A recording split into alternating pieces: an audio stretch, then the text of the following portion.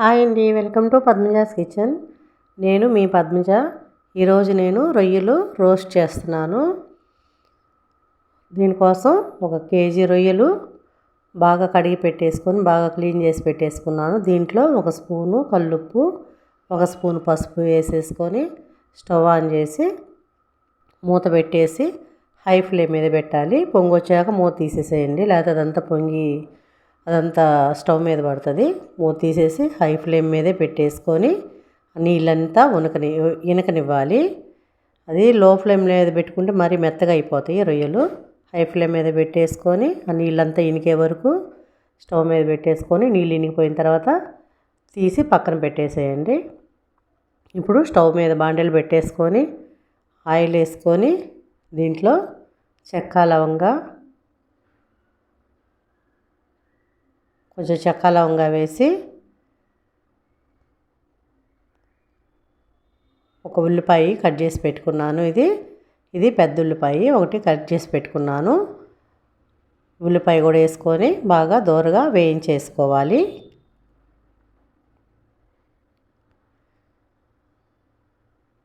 ఈ ఉల్లిపాయ బాగా దోరగా వేగుతున్నప్పుడే కొంచెం సోంపు వేసుకొని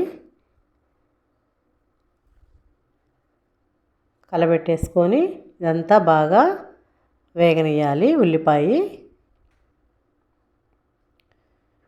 ఇదిగోండి, ఉల్లిపాయ వేగింది కదా, కొంచెం దోరగా వేగింది కదా. ఇప్పుడు దీంట్లోకి 1 టమాటో, 1 పచ్చిమిర్చి కట్ చేసి పెట్టుకున్నాను.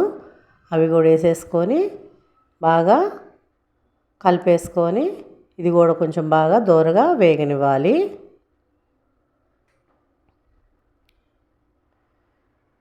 కొంచెం మీడియం ఫ్లేమ్ మీద పెట్టుకొని ఇదంతా కొంచెం బాగా దోరగా వేగనివ్వాలి. ఇప్పుడు దీంట్లోకి దోరగా వేగిన తర్వాత దీంట్లోకి అల్లం వెల్లుల్లి పేస్ట్ వేసుకోవాలి. అల్లం వెల్లుల్లి పేస్ట్ వేసుకొని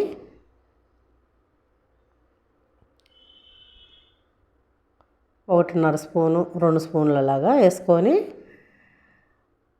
కొంచెం ఇది పచ్చివాసన పోయే వరకు వేగనివ్వాలి. అల్లం వెల్లుల్లి పేస్టు కొంచెం పచ్చివాసన పోయే వరకు వేగనిచ్చేసి మాడకుండా ఇదంతా బాగా కలుపుకుంటూ కొంచెం అల్లం వెల్లుల్లి పేస్టు పచ్చివాసన పోయే వరకు వేగనిచ్చేసి దీంట్లోకి ముందుగా మనం ఉడకబెట్టి పెట్టుకున్నాం కదా రొయ్యలు, అది దీంట్లో వేసేసుకోవాలి.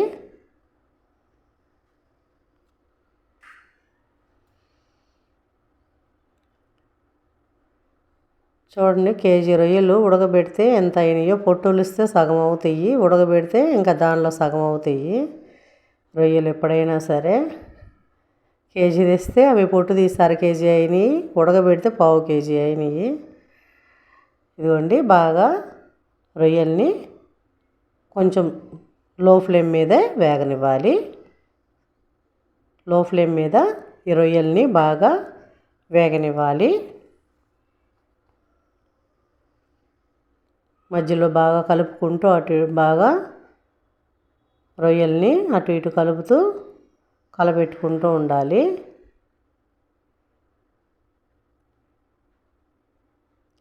ఇవి కొంచెం వేగాలి, రోస్ట్ అన్నాను కదా, అందుకని కొంచెం లో ఫ్లేమ్ మీదే రొయ్యల్ని బాగా వేగనివ్వాలి. అదిగోండి, లో ఫ్లేమ్ మీద బాగా వేగుతున్నాయి. ఇప్పుడు కొంచెం కారం వేసుకోవాలి. 1.5 స్పూన్ కారం వేసాను. కారం వేసుకొని బాగా మళ్ళీ కలిపేసుకొని ఇదంతా ఫ్రై అంతా లో ఫ్లేమ్ మీదే చేసుకోవాలి. ఇట్లాగ ఒకసారి ట్రై చేయండి. పప్పుల్లోకి చాలా బాగుంటుంది అసలుకి. టమాటా పప్పు, దోసకాయ పప్పు చేసుకున్నప్పుడు నాన్ వెజిటేరియన్స్ ఇట్లా చేసుకుంటే చాలా బాగుంటుంది.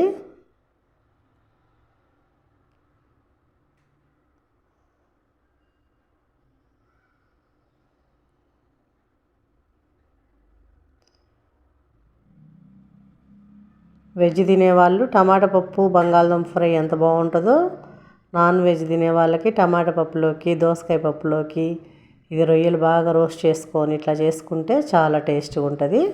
అదిగోండి బాగా రోస్ట్ అయినాయి రొయ్యలు. దీంట్లోకి 1 స్పూను ధనియాల పొడి, 1 స్పూను గరం మసాలా కూడా వేసుకొని బాగా కలిపేసుకోవాలి రొయ్యల్ని. రొయ్యలు అంతా లో ఫ్లేమ్ మీదే వేగనివ్వాలి.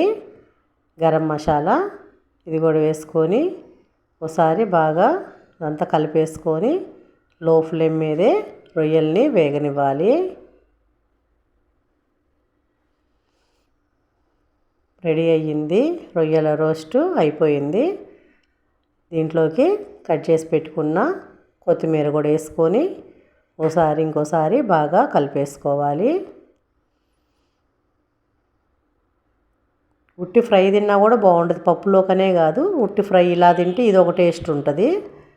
ఈసారి మీకు రొయ్యల చేసి చూపిస్తాను. ఇది అన్నంలో కూడా కలుస్తుంది.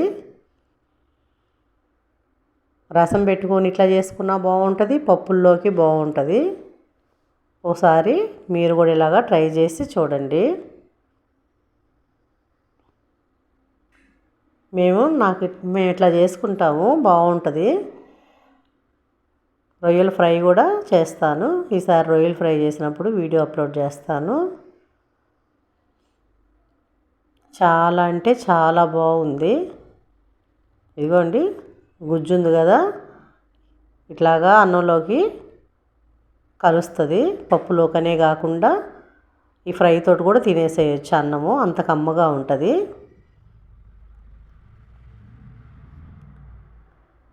రొయ్యల రోస్టు రెడీ అయ్యింది.